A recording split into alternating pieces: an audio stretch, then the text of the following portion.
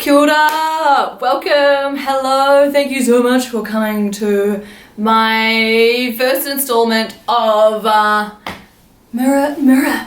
Thank you so much for taking the time out of your day to witness my little creation. So, what is Mirror Mirror?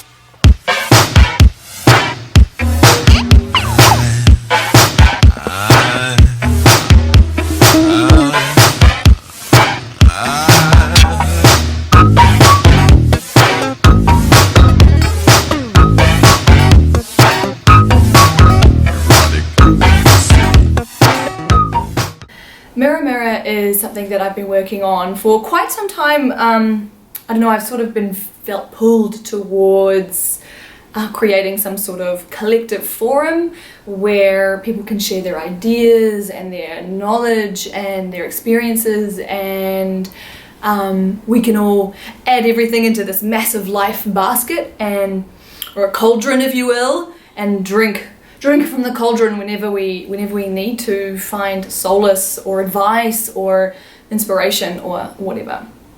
So this is the first installment of many to come in whatever shape or form on Mirror Mirror. And so yes, thank you so much. I am a nervous new mother. This is my little baby that's very, very new, very, very wobbly. I'm learning so much as I go. This is take 2 of my recording. The first one was good learning curve. So yes, tread gently. I hope it's great. I hope you find resonance in it. I love your feedback, whatever. Here we go. So cooking the rice, what does that mean? Episode 1. Why did I move to Japan? Why did I move to Japan? I moved to Japan to experience myself in ways that I have not yet experienced before. I have lived a very protected, supported life thus far in terms of friendships, partnerships, family, housemates. I've always had a very solid community tribe around me, which is amazing, and I wouldn't change a thing. But I'm sort of lacking in developing these tools inside myself that I really wanted to focus on, and moving away from all of that safety net and doing something new and different. So number 1, I moved to Japan because I want to learn to be a better friend to myself and fall in love with myself unconditionally. Mirror Mirror is sort of a platform where we can share these ideas and this journey, and I hope some tiny piece of it inspires you or inspires someone or whatever. I really wanted to go into corners of myself that I hadn't seen before, and really wanted to take a deeper sense of responsibility for myself in terms of my actions, my thought patterns, my processes, my behavior, my habits, and really reflect on that.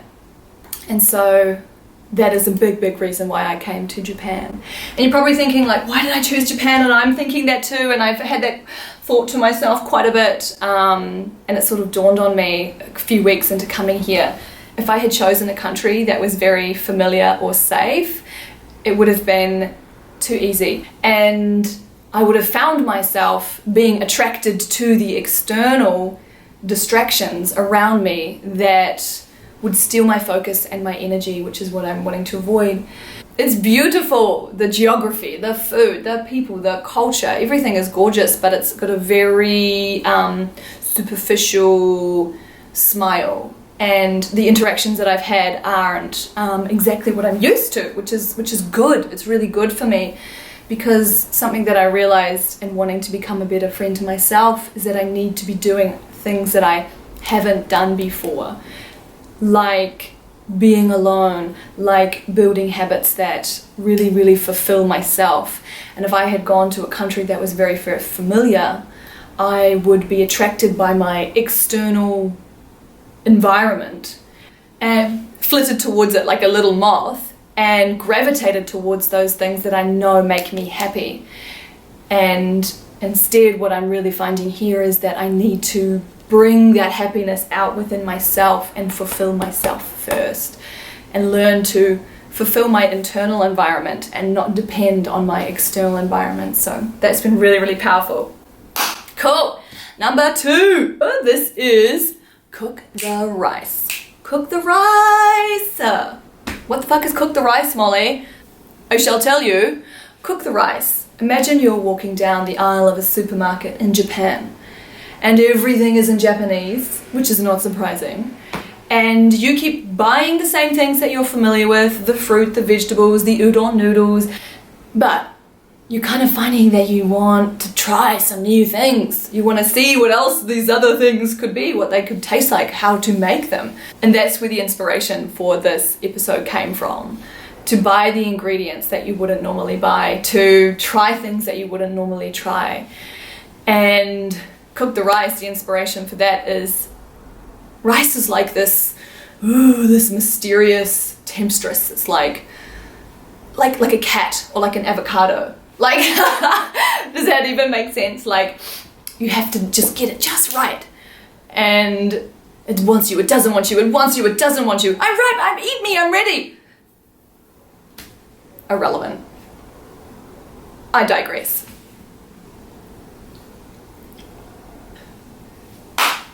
Cooking the rice represents doing something that you would not normally do.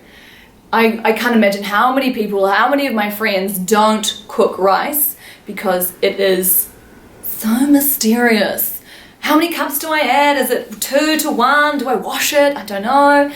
And so, metaphorically, we end up walking past the rice and not buying it because we just don't know. And what I really want to encourage or get across with this episode is buying the bag of rice, cooking the rice, trying the new ingredients, and stepping out of that comfort zone into something that you are unfamiliar with. Because, number 1, you may be really bloody good at cooking rice. Number 2, you may really, really love rice. Number 3, you may find this whole new amazing dimension on how to cook rice, a bit of oil, a bit of onion. You never know. But how will you ever know if you keep walking past it? And that was a big reason about why I moved here, because I feel like there are certain limits that we have in our life where we reach the top, we fulfill that basket, we achieve all we've done, we exhaust the potential with something that we have achieved, and sometimes, more often than not, we keep going around in that circle, and it can be very unfulfilling after a while. And so actively, consciously trying to think about things that you want in your life for yourself and doing them regardless of fear, regardless of uncertainty, regardless of money, regardless of distance, boundaries, whatever excuse that you have in the book, I'm sure we've all thought of it, it doesn't matter. It doesn't matter. If you have a thought, you make a decision, the rest is history. So yes, that brings me smoothly into the third point of this lovely discussion here. Number 3, shifting paradigms. Now, that is sort of like this, ooh, what does it even mean, you fucking hippie? It means moving from one set of beliefs into another whilst maintaining everything, all the knowledge and all the wisdom and experience you've learned from the first shift. For example, when I moved here, I found myself being lonely. Where are my friends, the social life, all of that. Classic political campaign. Oh, she's finished. I found myself here lonely and wanting friend circles and wanting to branch out into communities in Japan like yoga and women's circles and 5 rhythms and all these things that I'm really used to back home in Melbourne. Melbourne is home. But I found that, okay, this is a conversation I had with my dad years ago. It was like, I've done that. I know that I can have an incredible friendship. I know that I can have a beautiful, incredible, delicious, wholesome, inspiring relationship, intimate relationship. I know that I can make connections and build resources and build my community. What I don't know is how to live alone, how I've always lived with partners, with friends, with housemates, with family, forever. I don't know how to open a bank in Japan. I don't know how to nourish these habits inside of me that I want to build. And that is where cooking the rice, buying the bag of rice, has really shifted my relationship with myself, because I was in a comfortable position in Melbourne, in a familiar space where it didn't really push me to. So what I've done is I've shifted these paradigms from, okay, I've done all that, that's not going anywhere in Melbourne. I'm still all of those things, but I want to see what else I can do, what else I can be, who else I can be. And that has really started with radical self-love, radical self-care, building really good habits for myself and listening to myself. And those three things are things that I haven't mastered yet, as I have friends and communities and university and all those things in that other lifestyle, that other paradigm. These are things that I haven't mastered yet, and I really, really, really want to learn how to do them. And I've started chipping away at my self-development for the last, 2 months? Like seriously, the last 2 months. And I tell you, my friends, I shit you not, it has been incredible, eye-opening, inspiring, exhausting, frustrating, incredible. The relationship with myself is just blowing wide open. And that is a huge topic, which we shall discuss later if you stay tuned. But this first episode is just sort of a taste of what is happening, and just a gentle little seed being planted. So that brings me to my fourth and final point. Thank you very much. Authenticity. Our authenticity. What is authenticity? What is living in our authenticity? Living in our authenticity. Which is, again, a huge chapter that deserves its whole entire book of itself. Which you never know, it could just happen.